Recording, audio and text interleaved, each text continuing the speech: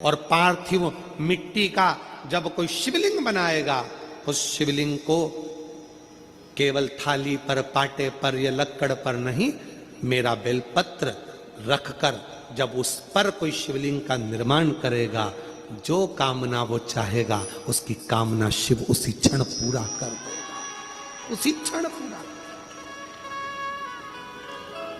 आप में से कितने लोग हैं जो पार्थिव लिंग का निर्माण करते हैं? हाथ उठाओ। करते हो सब? वैसे नहीं करते होगे तो सावन में अपन लोग सब मिलके ही करते हैं। काय में बनाते हो? पात्र में। पात्र के अंदर जब शिवलिंग का निर्माण करते हो तो सबसे पहले नीचे एक बेलपत्र रखा, रखते हो? जम के तो बोलो, रखते हो ना? बहुत जरूरत। क्यों? कहते हैं जब हमने शिवलिंग बना लिया, पूजन चालू कर दी, पानी डालना प्रारंभ करा, ये तो मिट्टी है, धीरे धीरे पानी चढ़ते चढ़ते गलने लगती है। जब मिट्टी गलने लगती है, शिवलिंग थोड़ा थोड़ा थोड़ा थोड़ा खंडित होने लगता है। मन में आता है कि हमने शिव जी की पूजन करी, शिवलिंग मिट्टी का था, गल रहा है। शहद चढ़ाने से, दूध चढ़ाने से, जल चढ़ाने से, अभिषेक करने से मिट्टी गलने लगी है, शिवलिंग खंडित होने लगा है। शिव महापुराण की कथा कहती है, पार्थिव लिंग को, मिट्टी के शिवलिंग को जब हम बेलपत्र के ऊपर निर्माण करते हैं, पार्थिव शिवलिंग बनाकर पूजन करते हैं, तो वो मिट्टी का शिवलिंग अगर गल भी जाए, टूट भी जाए, पानी में बह भी जाए, तो याद रखना वो कभी खंडित नहीं माना जाता, वो अखंड ही माना जाता। जब तक आपकी पूजन चलेगी तब तक वो अखंड ही माना जाएगा, जब तक उसका विसर्जन नहीं होगा। उसके विसर्जन नहीं होगा तब तक वो अखंड कहलाए, अखंड। अब कई लोग कहते हैं गुरुजी वो पानी में हमने रखे वो पानी चढ़ाते ना, वो उसमें छेद हो जाता, वो पूरा गल जाता। गलने दो ना, बेलपत्री पर है ना, बेलपत्र पर है ना, तो क्या चिंता, अखंड है। थोड़ा पानी का सींचन कर दें, अर्थात घर में लाएं तो उससे पहले मिट्टी को पवित्र करें। अपने घर में गंगा जल रखा हो, यमुना जल रखा हो, सरयू जी का जल रखा हो, उससे मिट्टी का सींचन कर दें। मान लो अगर ये जल नहीं भी है तो जल के अंदर थोड़ा सा इत्र डालकर मिट्टी का सींचन करें। अगर इत्र भी नहीं है तो जल के अंदर थोड़ा सा दूध डालकर मिट्टी का सींचन करें। दूध भी नहीं है तो एक बेलपत्री जल के अंदर डालकर उस पानी का सींचन करें। बेलपत्र भी नहीं है, पीपल का पत्ता डालकर उसका सींचन कर दें। पर मिट्टी पर घर में लाते से ही, ये नहीं कि मिट्टी आज लाए और तुमको शिवलिंग कल बनाना है, तो मिट्टी अगर 1 दिन पहले लाए हो, 2 दिन पहले लाए हो, 4 दिन पहले लाए हो, तो उसी दिन जल का सींचन होना चाहिए। ये नहीं कि जिस दिन बनाएंगे उस दिन सींचन होगा। मिट्टी पर पानी का छींटा, सींचन भले ज्यादा मत डालो, पर छींटा तो उस दिन लगा देना चाहिए जिस दिन घर में मिट्टी लेकर आए हो, जिस दिन लेकर। फिर भले तुम शिवलिंग 15 दिन बाद बनाओ, 8 दिन बाद बनाओ, 10 दिन बाद बनाओ, 3 दिन बाद बनाओ, और उस समय पर मिट्टी का सींचन उस समय हो जाना चाहिए।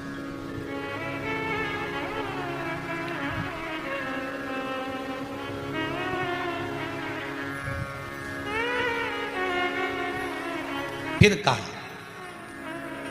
जिस दिन शिवलिंग का निर्माण करो उस दिन प्रातः में अगर आप शिवलिंग बना रहे हैं तो ब्रह्म मुहूर्त में मिट्टी को गला दो। किस पानी से गलाना है उसका भी प्रमाण, उसका भी शास्त्र वर्णन करा। किस जल से गलाया जाए, शिव महापुराण की कथा कहती है, अगर आपको आज शिवलिंग का निर्माण करना है, शाम को आप शिवलिंग का निर्माण कर रहे हो, तो अपने पानी का जो मटका होता है, हंडा होता है, रसोई घर में जहां पानी भर कर रखते हो, उसके नजदीक में एक कलश जिसमें अलग से ताजा जल भरा जाए और उस पर प्लेट ढकी हो और उस पर एक चावल का दाना रखा हो, उस जल को लेकर आओ।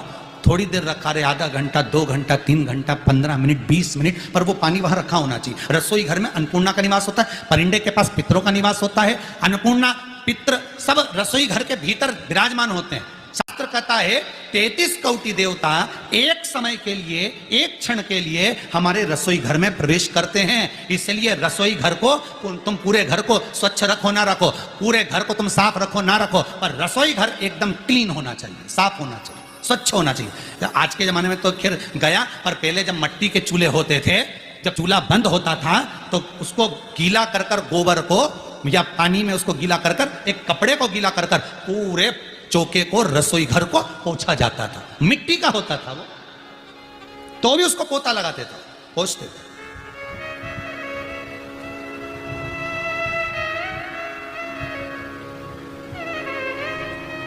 तो पहला क्रम है पार्थिव शिवलिंग का निर्माण। सावन के महीने में अगर आप शिवलिंग बनाते हैं, सोमवार को शिवलिंग बनाते हैं, तो नियम ध्यान रखिएगा महाराज, लिंग पुराण से है ये, इसका नियम ध्यान रखिए। क्या करना है, मिट्टी को लाना है, जल का छींटा देना, छींटा जरूर देना, घर में लेकर आए और जल का छींटा होना जरूरी है। 2 दिन तक 3 दिन तक मिट्टी रखी हुई है और उसके बाद अगर आपने पानी का छींटा नहीं दिया है और आपने डायरेक्ट मिट्टी को गला दिया और उसके बाद बनाया, तो उसका कोई जल का छींटा अवश्य। फिर उसको रख दें, 15 दिन बाद बनाओ, 4 दिन बाद बनाओ, 3 दिन बाद बनाओ, 2 दिन बाद बनाओ। शिवलिंग जब बनाओ तब उस मिट्टी को, जो कलश आपने रसोई घर में रखा है चावल का दाना रखकर प्लेट के ऊपर, अर्थात उस कलश का जल उस मिट्टी में थोड़ा सा डालिए। क्यों डाला जाता है उसका भी भाव वर्णन किया है। अब भविष्य पुराण, स्कंद पुराण और अग्नि पुराण, इन तीनों से ले लिया गया, वर्णन किया गया। जब उस कलश का जल हम डालते हैं तो उस कलश में पितरों का भाव आ जाता है, अन्नपूर्णा का भाव आ जाता है, घर में लक्ष्मी का भाव आ जाता है, संपदा का भाव आ जाता है। पूरे 24 घंटे के अंदर एक क्षण के लिए रसोई घर में 33 कोटि देवता आते हैं, तो वो देवता का सारा भाव उस कलश के अंदर आ जाता है। और वो जल जब हम उस मिट्टी में मिलाते हैं तो गंगा, यमुना, सरयू, सरस्वती, ये 33 कोटि देवता में, तो इन सब का आनंद उस जल में आ जाता है। और वो जल जब हम मिट्टी में मिलाते हैं तो मिट्टी पवित्र हो जाती है, स्वयं कैलाश अधिपति को स्वीकार करने के लायक हो जाती है, निर्मित करने के लायक। शिवलिंग का निर्माण, अब शिवलिंग का निर्माण कैसे करना, मिट्टी में गला दिया पानी में। सबसे पहले शिवलिंग बनाने से पहले पात्र जो होता है उसके नीचे एक बेलपत्र रखी जाती है। क्या रखना है, एक बेलपत्र। शंकर को झेलने के लिए कोई साधारण नहीं है पात्र जिसपे झेला जाए। स्वयं गंगा शिव की जटा में, और आप शंकर के शिवलिंग का निर्माण कर रहे हो, कोई साधारण नहीं हो सकता। स्वयं आप विदेश्वर संहिता के अंतर्गत पढ़े कि ब्रह्मा और विष्णु, ब्रह्मा ऊपर जा रहे हैं, भगवान विष्णु नीचे जा रहे हैं, तो पता नहीं कर पा रहे कि यहां चरण कहां पर और शीश कहां पर है, उसको जान ही नहीं पा रहे।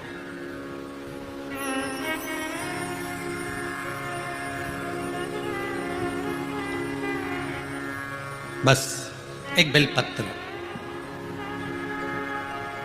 साधारण भाव में बेलपत्र भी सीधा भाग, और इस बेलपत्र की जो डंडी है वो उत्तर दिशा में रखना है थाली के अंतर्गत। जब आप शिवलिंग का निर्माण करें उत्तर, इसके ऊपर जो गलाई हुई मिट्टी है वो डाल दीजिए, और डालने के बाद सबसे पहले शिवलिंग का स्वरूप बनाना है। सबसे पहले नीचे की जलाधारी नहीं बनाना, क्या बनाना है, शिवलिंग का स्वरूप बनाना। बनाने के बाद उसी शिवलिंग के पास में और मिट्टी डाल लीजिए, फिर जलाधारी का निर्माण करें, फिर जलाधारी।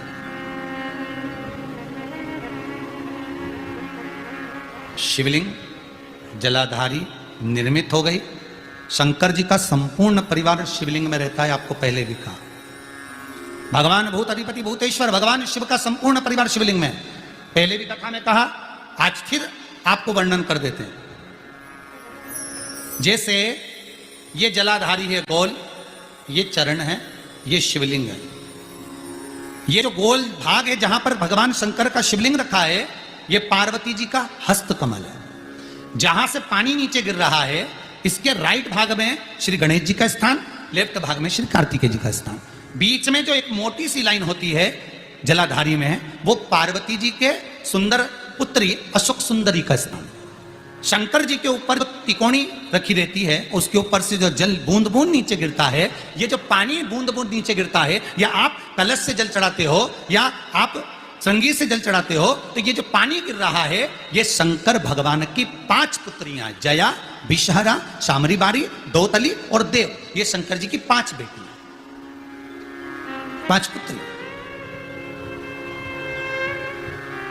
कार्तिकेय भी है, गणेश भी हैं, अशोक सुंदरी भी है, शंकर जी की 5 बेटियां भी हैं, शंकर भी है और पार्वती भी। अर्थात शिव जी के परिवार में आपको गणेश जी की पूजन अलग करने जाने की जरूरत नहीं पड़ेगी, शंकर के परिवार में पार्वती जी की पूजन अलग करने जाने की जरूरत नहीं पड़ेगी, कार्तिकेय की पूजन अलग जाकर करने की जरूरत नहीं है। शंकर का परिवार शंकर के शिवलिंग के साथ में उस जलाधारी में संपूर्ण परिवार शंकर का विराजमान है, संपूर्ण परिवार, कुछ भी नहीं, संपूर्ण और पूरा परिवार है महाराज।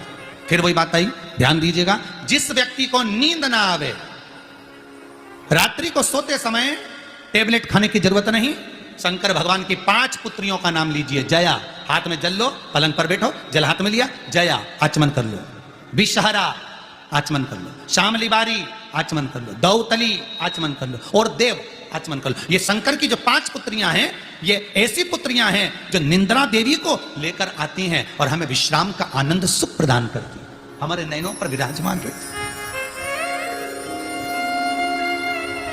खंड कितना सुंदर कहा है शिव महापुराण के अंदर। गजमुखी का चरित्र यदि पढ़ेंगे तो गजमुखी के चरित्र में वर्णन आता है, यदि मन के आनंद के लिए आपको अगर शिव जी पर बेलपत्र चढ़ाना है तो पहले जल चढ़ाएंगे, जल के बाद हम बेलपत्र चढ़ाते हैं। बोलो चढ़ाते कि नहीं चढ़ाते? पर जब कोई विशेष कोई व्यक्ति बीमार पड़ गया, रोग से ग्रसित हो गया, बहुत बड़ा उसके साथ में दुख आकर खड़ा हो गया, बहुत बड़ी तकलीफ में वो घिर गया, कोई एक्सीडेंट हो गया, कोई तकलीफ में पड़ गया है, बहुत ज्यादा तकलीफ में आ गया, तो क्या करा जाता है? फिर पहले जल नहीं, पहले चढ़ता है बेलपत्र, उसके बाद चढ़ता है जल। क्यों? बाबा वो बीमार पड़ा है, आप इसको जैसे जल को झेलोगे उस बीमार व्यक्ति को झेल लेना, कुछ होने मत देना शंभू, उसको संभाल लेना। ये क्रिया तुरंत बदल गई, तुरंत। इसका प्रमाण क्या है? एक पत्र में